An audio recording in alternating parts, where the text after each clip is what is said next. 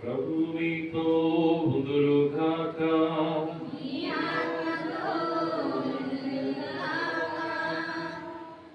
పునీత యోహాను గారు రాసిన పవిత్ర సువిశేషములోని భాగము.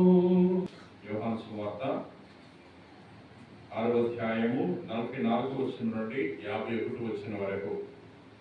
నన్ను పంపిన తండ్రి ఆకర్షించనే తప్ప ఎవడను నా యొద్దకు రాలేడు. నేను వారిని అంతిమ దినమున లేపుదును. వారందరూ దేవునిచే బోధింపబడుదురు అని ప్రవక్తల లేఖములలో రాయబడినది. కనుక తండ్రి నుండి విని నేర్చుకున్న ప్రతివాడు నా యొద్దకు వచ్చును. నన్ను విశ్వసించేవాడు నిత్య జీవం పొందునని మీతో నిశ్చయముగా చెప్పుచున్నాను.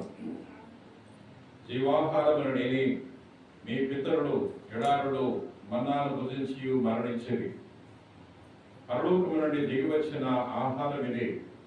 దీనిని భుజించువాడు మరణింపడు. ఈ ఆహారమును ఎవడైనా భుజించినచో వాడు నిరంతరము జీవించును. ఈ లోకము జీవించుటకు నేనిచ్చు ఆహారము నా శరీరమే అని మీతో నిశ్చయముగా చెప్పుచున్నాను. ఇది క్రీస్తు సువిశేషము. నీ పాట పాడినను నా యేసయ్యా, నీ పాట తడసినను. నీ పాట పాడినను నా యేసయ్యా, నీ పాట తడసినను.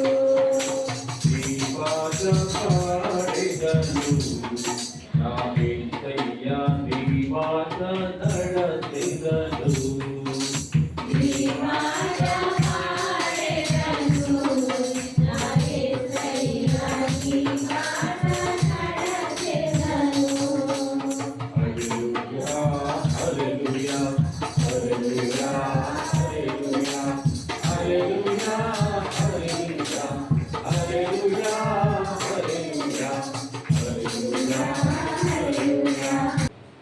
దేవుని యొక్క వాక్కు మనను నడిపిస్తుంది. అందుకనే భక్తుడు అంటున్నాడు, ఈ వాక్కు నా పాదములకు దీపము, నా త్రోవకు వెలుగు. మన కుటుంబానికి దేవుని యొక్క వాక్కు దీపము లాంటిది, వెలుగు లాంటిది. చీకట్లో మనం వెళ్ళేటప్పుడు మనము లైట్ వేసుకుని వెళ్తూ ఉంటాం, టార్చ్ లైట్ వేసుకుంటూ వెళ్తూ ఉంటాం.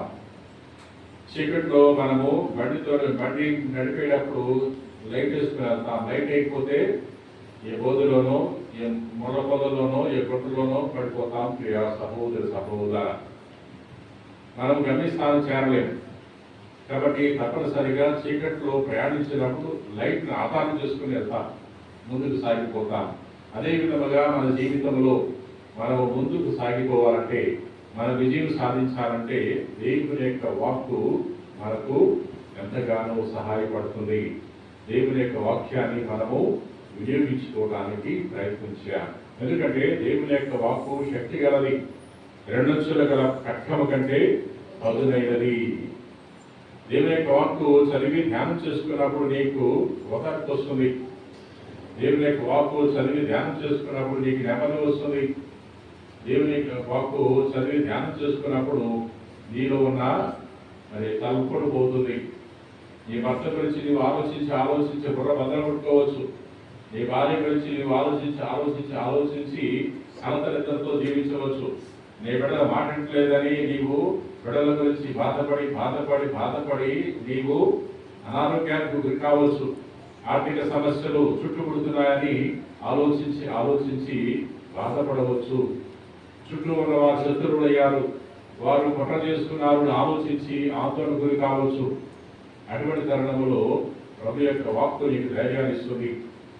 ప్రభు యొక్క వాక్కు నీకు ప్రోత్సాహాన్నిస్తుంది, నీకు ఓదార్పునిస్తుంది. ప్రియ సహోదర, praise the lord, praise the lord, praise the lord, praise the lord. Hallelujah, hallelujah, hallelujah. మనము బైబిల్ గ్రంథాన్ని చదువుకుంటున్నాం, ధ్యానం చేసుకుంటున్నాం. మనము తెలియని వారికి తెలియచేయడానికి ప్రయత్నించాం. ఈ ఫిలిప్పు గారు ఏ విధంగా అయితే ఇథియోపియా ఉద్యోగికి తెలియచేశాడో, ఈ రహస్యాలు, నిగూఢ రహస్యాలు తెలియచేశాడు, అదే విధముగా మనందరం కూడా దేవుని యొక్క పరమ రహస్యాలను ఇతరులకు చాటి చెప్పడానికి ప్రయత్నించాలి. ప్రభు యొక్క గొప్పతనం గురించి తెలియచేయాలి. ప్రభు మనకు ఎందుకు అంత ముఖ్యము, ప్రభు మనకు ఏం చేస్తున్నాడు, ఆయన దగ్గరికి వెళ్ళడం వల్ల మనకు లాభం ఏంటి అనే విషయాలు మనము ఇతరులకు తెలియజేసినప్పుడు వారు కూడా రక్షణ పొందుకుంటారు. ఎందుకు ప్రభు దగ్గరికి వస్తున్నాం, మనం ఎందుకు పూజకు వస్తున్నాం? ఈ పూజలో మనము ప్రభుని కలుసుకుంటున్నాం, ప్రభు యొక్క మాటలు ఆలకిస్తున్నాం, ప్రభు దయచేసే జీవాహారాన్ని మనం స్వీకరిస్తున్నాం. ప్రియ సహోదర సహోదర, దేవుని యొక్క వాక్కు దేవుని పూజలు వినిపించబడుతుంది. ప్రభు యొక్క శరీర రక్తాలను దేవి సంప్రసాదంలో మనం స్వీకరిస్తున్నాం. ఈ రెండు కూడా ఆధ్యాత్మిక ఆహారాలు. జీవముగల ఆహారములు నేనే, ఈ ఆహారములు ఎవడైనాను భుజించడచో వాడు నిరంతరము జీవించును. ఈ లోకము జీవించుటకు నేను ఇచ్చు ఆహారము నా శరీరమే. ప్రభు తెలియజేస్తున్నాడు, జీవాహారం నేనే, జీవజలమును నేనే, లోకానికి వెలుగును నేనే, నన్ను అనుసరించండి. నేను ఇచ్చే ఆహారాన్ని మీరు భుజిస్తే మీరు సంతృప్తి పడతారు అనే విషయాన్ని ప్రభు తెలియజేస్తున్నాడు. మనము ప్రతిరోజు ఆహారం స్వీకరిస్తున్నాం. ఉదయము, మధ్యాహ్నం, సాయంత్రము ప్రతిరోజు మనం స్వీకరిస్తున్నాం. రేపటి రోజు కావలసిన ఆహార పదార్థాలు కూడా మనము ఇంట్లో నిల్వ చేసుకుంటాం.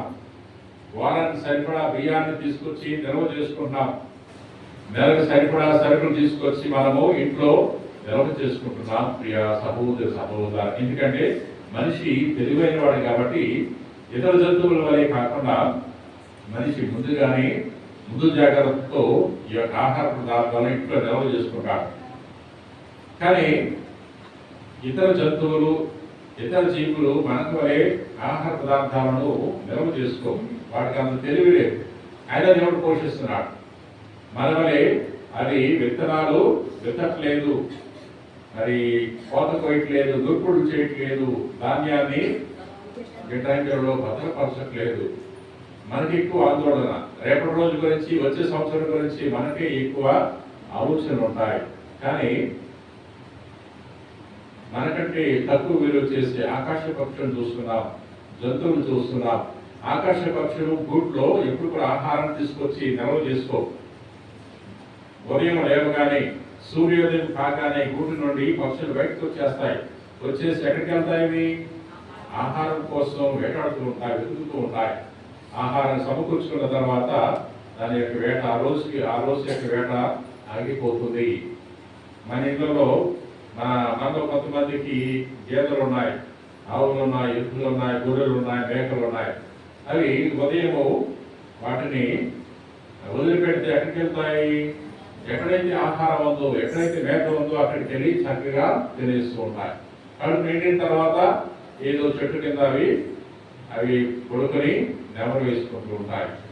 అది రేపు రోజు కోసం గడ్డి తెచ్చుకుని పశువుల పాకలో పెట్టుకో అంత తెలివిలే వాటికి. ఏ రోజు కావాల్సిన ఆహారం ఆ రోజే అవి సమకూర్చుకోవడానికి ప్రయత్నం చేసుకుంటాయి. కానీ వాటిని మేపే మనము ఏం చేసుకుంటాం? అవి ఆలోచించలేము కాబట్టి వాటి కోసం మనం ముందుగానే గడ్డిని తెచ్చుకుని నిల్వ చేసుకుంటూ ఉంటాం. చేలో ఉన్న ఎండుగడ్డిని తీసుకొచ్చి నిల్వ చేస్తూ ఉంటాం. పచ్చగడ్డిని కోసుకొని వాటికి ఇస్తూ ఉంటాం. అవునా? వాటికి చింత లేదు, వాటి చీకు లేదు, దిగులు లేదు, రేపు దొరకదు అనే భయం, ఆందోళన లేదు. ఎవరికొంది? మనకుంది. వాటికంటే గొప్పవాడైన మనిషికి ఉంది, వాటికి ఆందోళన లేదు. ప్రభు చెప్తున్నాడు, ఆకాశ పక్షులు విత్తనాలు విత్తవు, నూర్పుడు చేయవు, గిడ్డంగులలో ధాన్యాన్ని సమకూర్చుకోవు. ఆకాశ పక్షులు దేవుడు పోషిస్తున్నాడు, నీ పోషించడా అని ప్రభు గొప్పగా తెలియజేస్తున్నాడు. అంటే మన బ్రతికేది మనం తినే ఆహారం వల్ల కాదు, మన బ్రతికేది దేవుని యొక్క వాక్కు వల్ల అనే విషయాన్ని ప్రభు తెలియజేస్తున్నాడు. ప్రియ సహోదర సహోదర, ప్రభు అంటున్నాడు, పిచ్చుకలు చూడండి, పిచ్చుకలు చాలా చిన్నవి, చాలా స్వల్పమైనవి, చాలా తక్కువ విలువ చేసేవి. అయినా అవి నేలకు ఒరిగిపోవాలంటే దేవుని ఆదేశం లేదే అవి నేలకు ఒరిగిపోవు. అవి ఎప్పుడు చనిపోవాలో అని దేవుడు నిర్ణయిస్తాడు. మరి పిచ్చుకల్ని పోషించే దేవుడిని పోషించడా అని ప్రభు మనందరినీ కూడా ప్రశ్నిస్తున్నాడు. ప్రియ సహోదర సహోదర, అందుచేత మనము ప్రభు చెప్పే ఈ శాశ్వతమైన ఆహారం కోసం తప్పించాలి. పరలోకము నుండి దిగివచ్చిన జీవము గల ఆహారమును నేనే.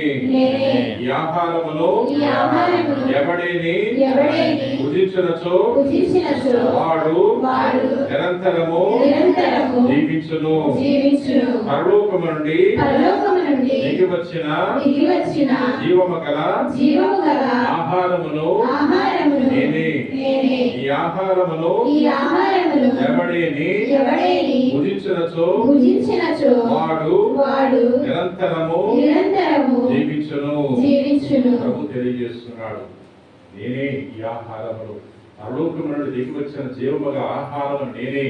నేనిచ్చు ఆహారాన్ని భుజించేవాడు నిత్యము జీవించును, నిత్య జీవితాన్ని పొందుకుంటాడు. అటువంటి వాడు సంతృప్తి పొందుకుంటాడు. అటువంటి వాడు ఆకలి కొనడు అనే విషయాన్ని ప్రభు తెలియజేస్తున్నాడు. ఈ భౌతికమైన ఆహారం తీసుకుంటే మరలా మనకు ఆకలిస్తుంది. భౌతికమైన ఆహారం తీసుకున్నప్పుడు మరలా ఆకలిస్తుంది. ఈరోజు రాత్రి భోజనం చేస్తాం, మళ్ళా రేపటి రోజు మళ్ళా ఆహారం స్వీకరించాలి. మన కడుపు ఈరోజు నింపుకుంటే రేపటికి ఖాళీ అయిపోతుంది. అవునా? ఈ విధంగా ఎన్నిసార్లు నింపినా సరే ఖాళీ అవుతూనే ఉంటుంది. అది నింపడానికి మన వల్ల కాదు. అది అవునా? నింపాల్సిందే. ఎప్పుడు ఖాళీ అయితే అప్పుడు నింపాల్సిందే, లేకపోతే మన మనుగడ ప్రశ్నార్థకము. ప్రియ సహోదర, కానీ ప్రభు అంటున్నాడు, నేనిచ్చు ఆహారాన్ని తింటే మీకు ఆకలి కొనరు, నేనిచ్చు జీవజలాన్ని మీరు స్వీకరిస్తే ఎన్నడలో దప్పికొనరు అనే విషయాన్ని తెలియజేస్తున్నాడు. ఎక్కడ దొరుకుతుంది? ఏ మార్కెట్లో దొరుకుతుంది? గుడివాడలో దొరుకుతుందా? విజయవాడ దొరుకుతుందా? ఢిల్లీలో దొరుకుతుందా? అమెరికాలో దొరుకుతుందా? దాని యొక్క విలువ ఎంత? అది ఎవరికి దొరుకుతుంది? ప్రభుని విశ్వసించే వారికి, ప్రభుని నమ్మే వారికి, ప్రభుని అనుసరించే వారికి, ప్రభుని అమితంగా ప్రేమించే వారికి మాత్రమే ఈ జీవాహారము దొరుకుతుంది. ప్రియ సహోదర, నీకు డబ్బుతో కన్నేరు. ఇది విశ్వాసం వల్ల మనం పొందుకోగలము. దేవుని యొక్క భయభక్తులతో ఉన్నప్పుడు మాత్రమే ఈ జీవాహారాన్ని పొందుకోగలము. ఈ జీవాహారం ఎక్కడ దొరుకుతుంది అంటే దివ్య బలి పూజలో దొరుకుతుంది. దివ్య బలి పూజలో పాల్పంచుకున్నప్పుడు దేవుని యొక్క వాక్యాన్ని జాగ్రత్తగా ఆలకించాలి.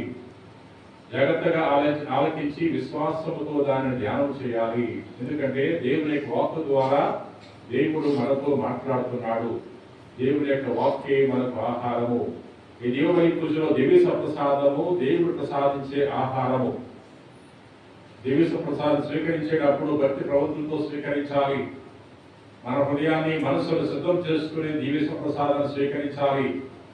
స్వీకరించిన తర్వాత మన చోట్లోకి వెళ్ళి మోకరించి చేతులు జోడించుకొని ప్రార్థన చేయాలి.